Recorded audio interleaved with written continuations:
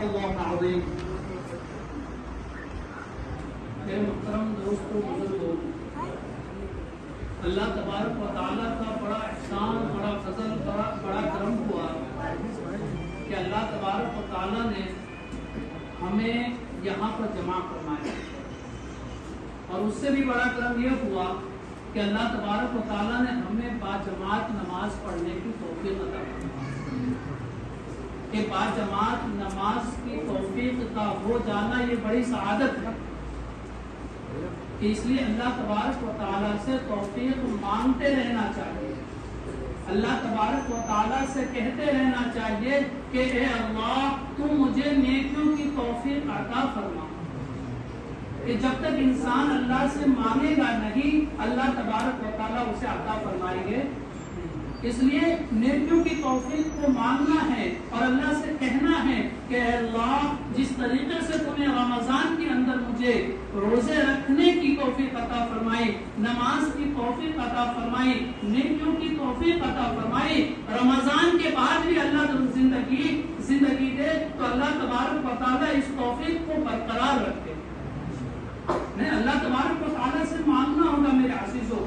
ابھی ہوتا کیا ہے کہ رمضان کا مہینہ ہے اور رمضان کے اندر اللہ تبارک و تعالیٰ دلوں کو نرم فرماتے ہیں. کیا کرتے ہیں؟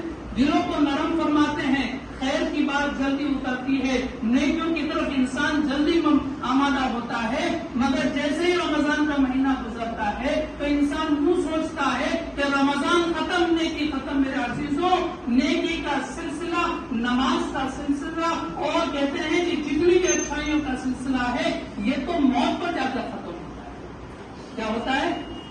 موت پر جا کر ختم ہوتا ہے. ایسا نہیں ہے کہ رمضان کا مہینہ ہے، رمضان کے مہینے کے اندر ہم نے تراویح بھی پڑھ لی، نظر نمازیں بھی پڑھ لی، عبادت بھی کر لیا، رمضان کا مہینہ ختم ہوا، اب ہم مسجد کو ویران کر دیں. میرے عزیزوں، اللہ تبارک و تعالیٰ بہت ناراض ہوگا اس سے.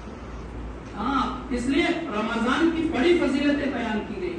رمضان کی بڑی فضیلتیں بیان کی گئی ہے کہ یہاں تک کہ اللہ کے نبی صلی اللہ علیہ وسلم نے الترغیب والترہیب ایک کتاب ہے جس کے اندر اللہ کے نبی صلی اللہ علیہ وسلم کی حدیث نقل کی ہے. فرمایا ہے کہ جب انسان روزہ رکھتا ہے، کیا کرتا ہے؟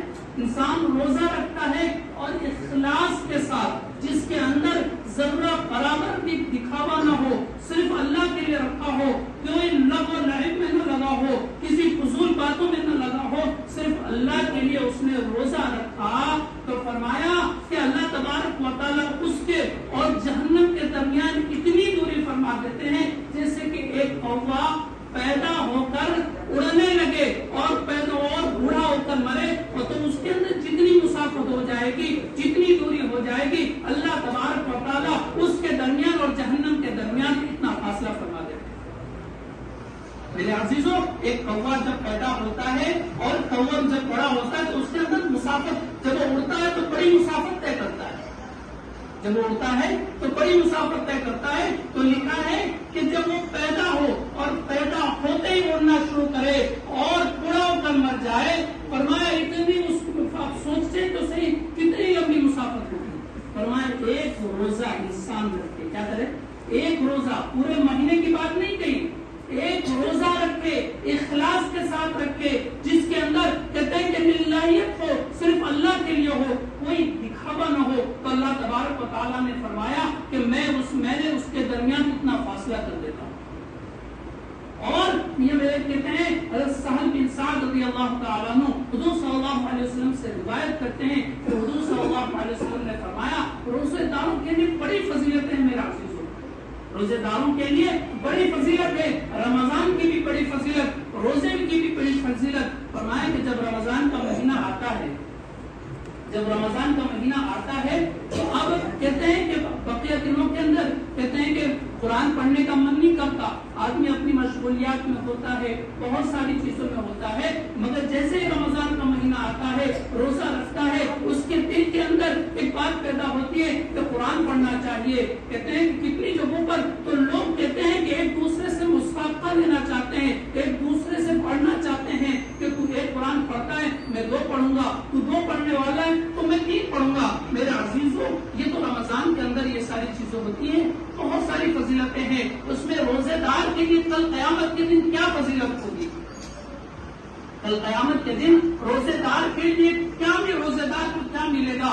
تو اللہ کے نبی صلی اللہ علیہ وسلم فرماتے ہیں کہ جنت کے اندر ایک دروازہ ہے جس کا نام باب الریان ہے، جس کا نام باب الریان ہے، کہ کل قیامت کے دن منادی ہوگی کہاں ہے وہ روزے دار، کہاں ہے روزے دار کہ جنہوں نے بھوک کی شدت کو بھی برداشت کیا، جس نے پیاس کی شدت کو بھی برداشت کیا، کہ آج وہ آ جائے اور منادی ہوگی، فرمائے کہ روزے دار اس دروازے سے داخل ہونا شروع ہو جائے گا۔ کیا ہو جائیں گے؟